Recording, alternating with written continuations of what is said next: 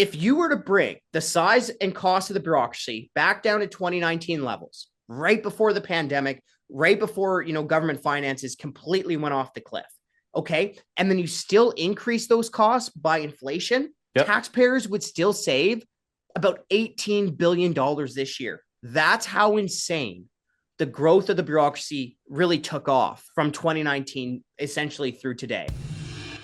So the Canadian Taxpayers Federation just put out this brand new report on the federal bureaucracy.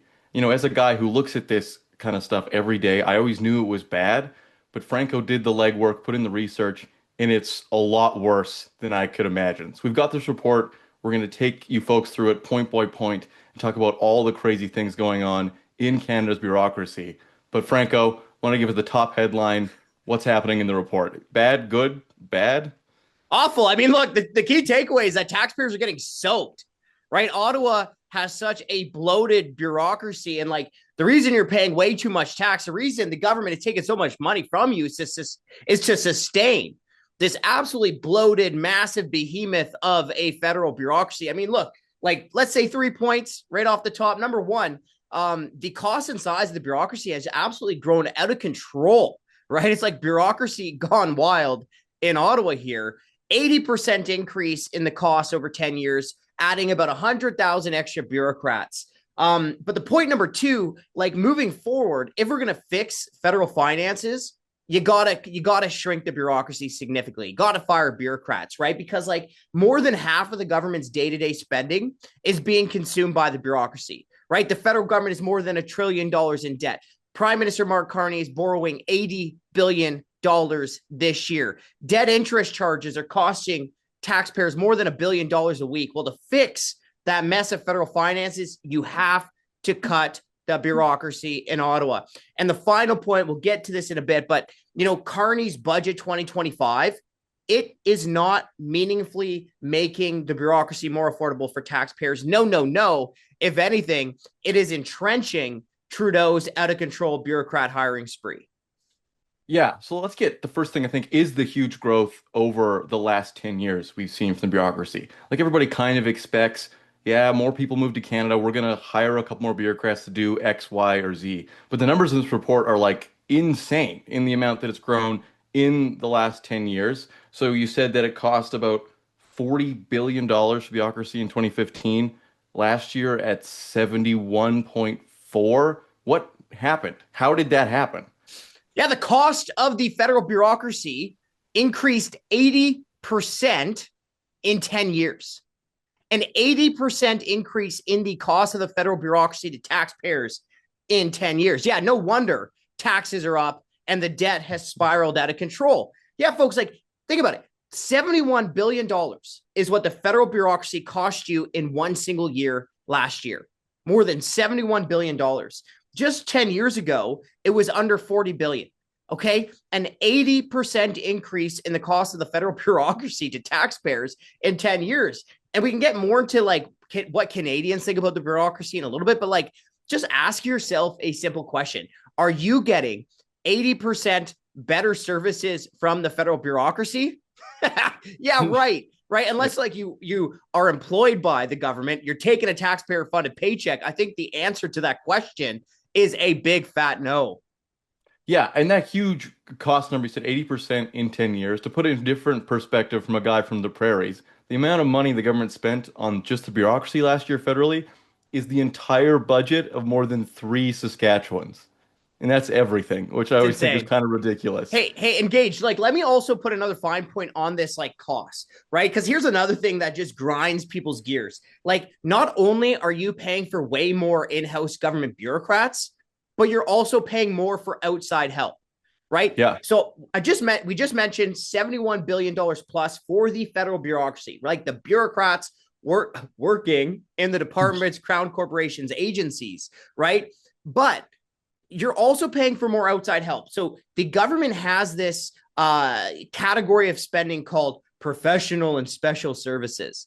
That's just a broad category of spending. And it means like spending from the government on consultants, contractors, and outsourcing. Okay, well, the government spent $23 billion on this professional and special services last year. the government's spending on that. The government's spending on contractors, outsourcing, consultants, more than doubled in 10 years. Okay. So not only has the cost of the in-house bureaucracy increased 80% in 10 years, the cost of this outside help, the consultants, the outsourcing, the contractors, more than doubled over that time. So, I mean, that kind of begs the question, what are all these bureaucrats doing? Because I think when taxpayers asked the question that you asked a couple minutes ago, are you getting 80% better services? And now you said more than doubling of this outside help and consultants. I don't think there's a single taxpayer out there who thinks that service has gotten better. So what are these people doing? Why are they costing taxpayers so much money? What's the reason that the government's even giving for this? Well, it's managers managing managers, right? Yeah. Managers managing managers. And look, like the number one reason that you saw this massive increase in the cost of the bureaucracy is because of the bureaucrat hiring spree, right? Just the sheer amount of additional paper pushers that Ottawa put on the taxpayer payroll, right? So look, over those 10 years, the federal government added 99,000 extra employees. Okay. About 100,000 extra bureaucrats added since the beginning of 2016. And it's not like there was a bureaucrat shortage in Ottawa before 2016. Like the federal government was already bloated then. And then they add an extra 99,000 bureaucrats. Like this is how crazy it is, right? In 10 years, there are 7 departments and agencies that more than doubled their number of bureaucrats in 10 years.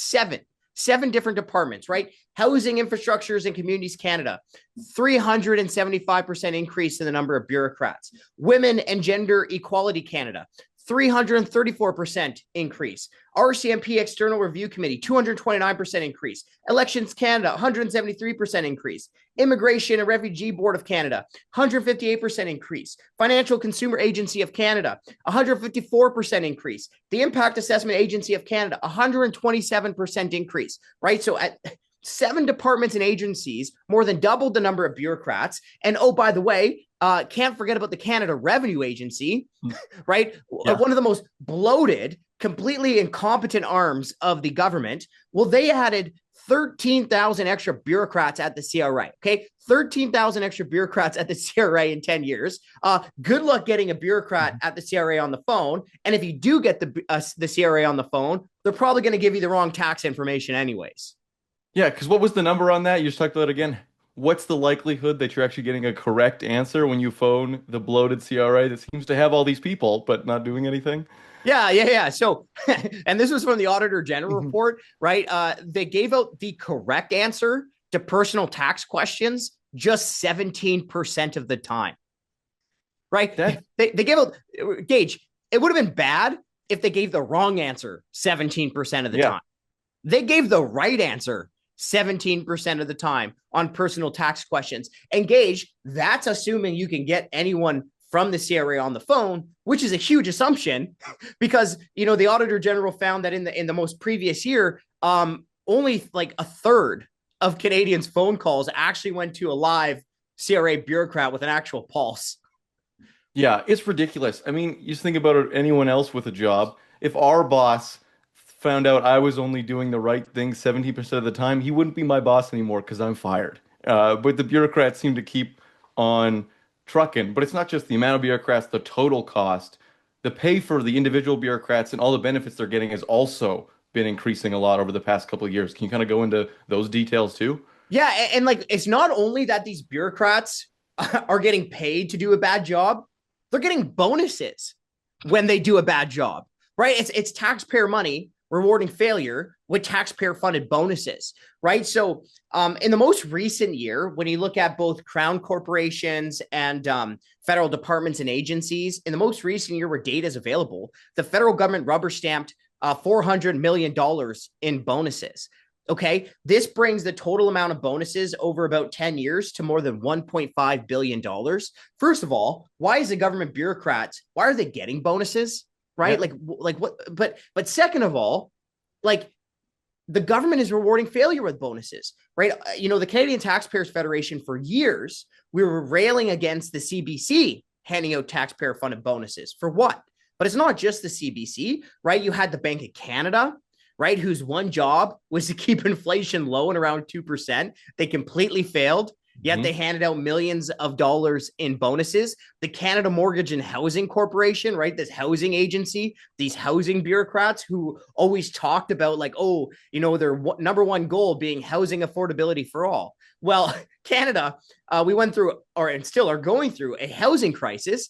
And yet these bureaucrats rubber stamped millions of dollars in bonuses. Or, you know, the one that infuriates me the most is Arrive Scam, right? Yeah. The simple app that launched with the price tag of 80 grand. It ballooned somehow to like 60 million bucks, right? $60 million. And then the government executives working on ArriveCan took $340,000 in bonuses. Barf.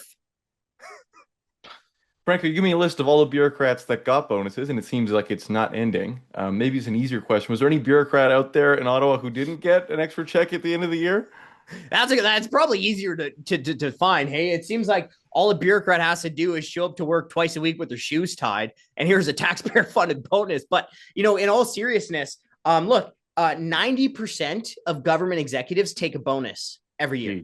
That's the average. And what's crazy about this is like, you know, don't even believe me when I say they're doing a bad job. I mean, don't even believe your own eyes and common sense. Like everyone knows they're doing a bad job. But, you know, the government actually tracks department performance results over the last 5 years. You can find it online. It's in this report.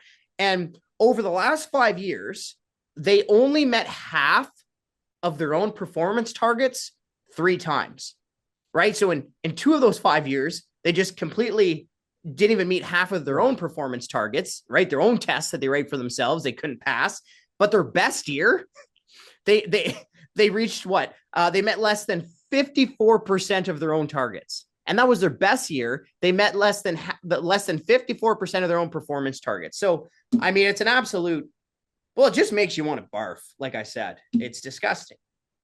Well, that's the thing. Again, too, like that makes my blood boil. Makes you so angry. And you talk about how much these individual bureaucrats are making, how much they're getting in bonuses. But then we go a little bit deeper into the data and compare it to people who work similar jobs in the private sector are getting paid much less than these bureaucrats. And that's ridiculous because they're paying these bureaucrats salaries and they're taking home all these bonuses, all these everything else. They retire earlier on that kind of data, while the people who are actually paying the bills are left worse off. And Ottawa doesn't seem to care. Yeah. And Gage, here's like the biggest comparison, right? So look, when you talk about government bureaucrat pay, salary is just the tip of the iceberg. Yeah. Right. Because you have all these different other perks. You got these taxpayer funded pensions, all this kind of stuff. So look, the average compensation for a full-time federal bureaucrat, salary, pay, perks, bonuses, pension, the average compensation for a full-time federal bureaucrat is $148,000 annual. Yeah. Average compensation. That's according to the parliamentary budget officer. Now, for comparison, right, in the exact same year, according to Statistics Canada, the wage paid to the average Canadian worker in that same year was just under 70 grand. Okay. Yeah. It's gross. And, you know, the average total pay for a bureaucrat was 148 grand. By the way, that was the most recent data. That's from 2023. But the PBO forecasts every year out to the future that they're just going to be getting higher pay. Where's it going? What's it going to go to make people even angrier? We'll get the facts. $172,000 a year by 2030. $172,000 to meet just slightly over half of your targets. That's ridiculous. And that's the whole point. And we keep going because then it just keeps growing in every other aspect as well. Because you said it was 148,000 is the average compensation paid, but the number of bureaucrats in total who are making more than just $100,000, which is still a pretty good, steep price, has even been growing as well too on that other end, right? And that's just salary. Okay, so now let's just talk about salaries. Okay. Right? Yeah. We just mentioned it's just the tip of the iceberg, but let's just look at salaries for government employees. Okay, federal government employees. So there's now more than 146,000 federal employees with a 6-figure salary. That's like 40% of the entire federal payroll is getting a 6-figure salary.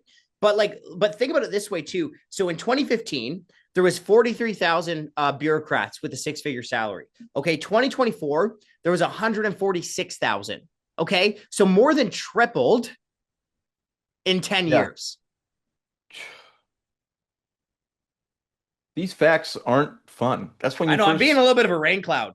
Yeah, when you first sent me this report, I was like, oh yeah, I work for the Taxpayers Federation, bureaucrats, too many of them. I didn't realize there was this much too many of them taking so much money in every single aspect. Yeah, but people need to know this. Like, this is their money, and the only way to hold politicians, bureaucrats accountable, is to actually know this information. So, yeah, I'm sorry, I'm being a rain cloud, guys. And look, I know I yell sometime in this microphone. I see it in the comments. People like, Franco, stop yelling. I'm mad.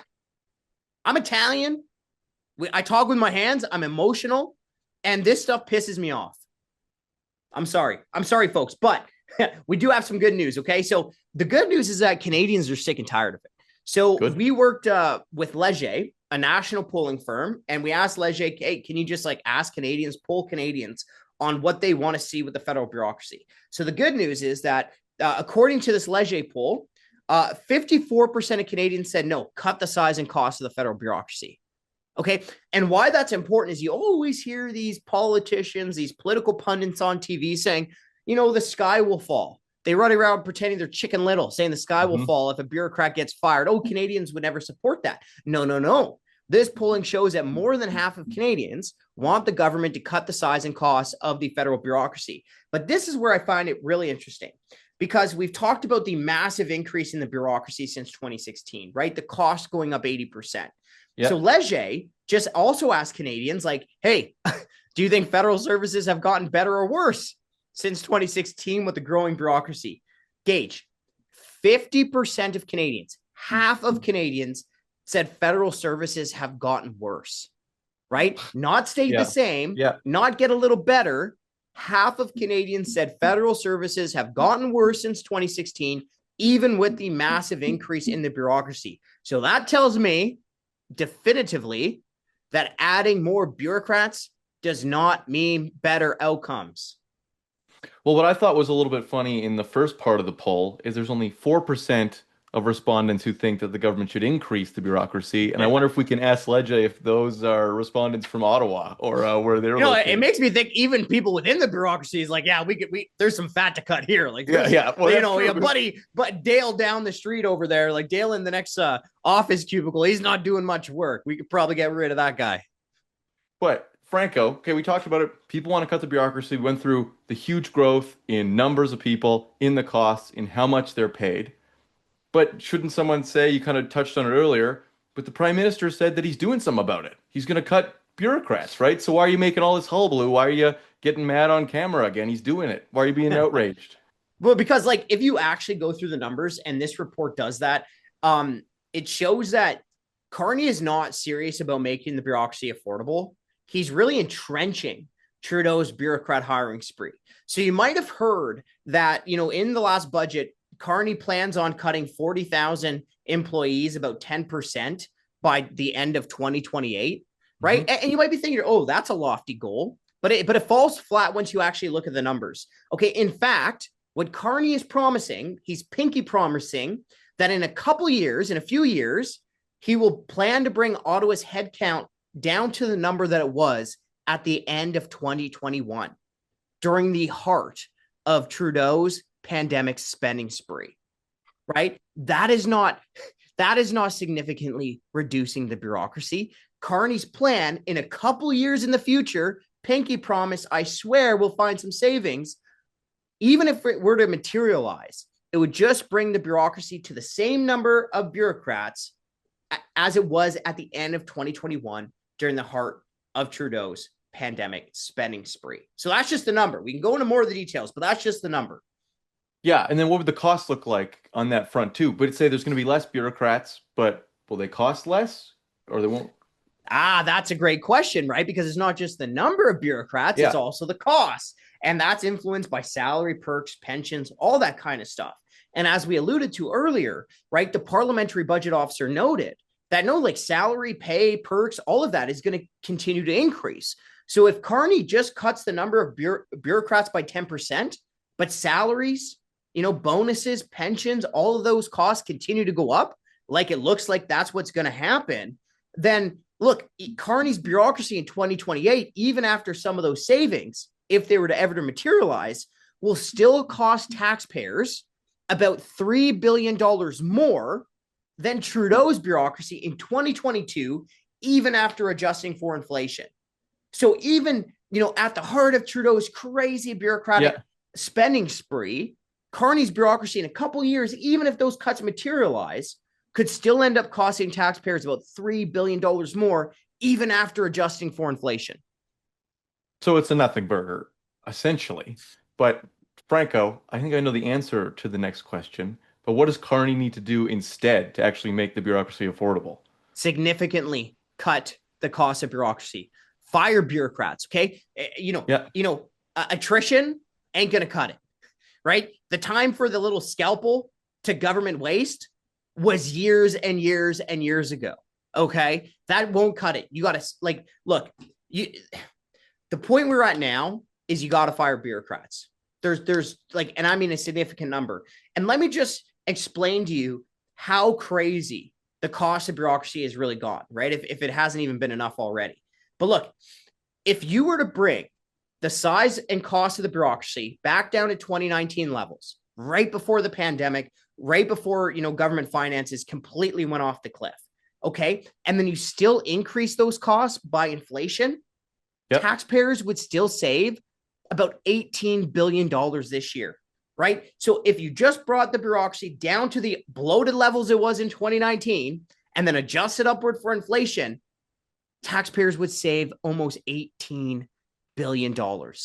That's how insane the growth of the bureaucracy really took off from 2019 essentially through today.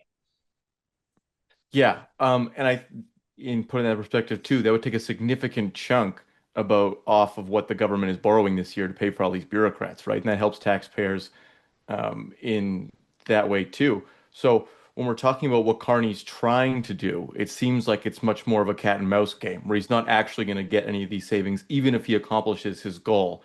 So what taxpayers have to do is push for him to go farther and cut more. Is that right? Yeah, of course. And look, Carney needs to also be honest with the bureaucracy, because here's the truth of the matter. The biggest threat to a government bureaucrat's paycheck isn't political ideology. It's not. It's not even the Canadian Taxpayers Federation. Okay. The biggest threat to a government bureaucrat's paycheck is the interest charges on the debt. Okay. Yeah. You want proof of that? Just ask the Saskatchewan NDP of the 90s what happened when you let government finances completely spiral out of control and interest charges just eat more and more of the budget. Okay. What did Saskatchewan do? Right. They had to close down dozens of rural hospitals across the province. Right. And that was the Saskatchewan NDP, the New Democrats.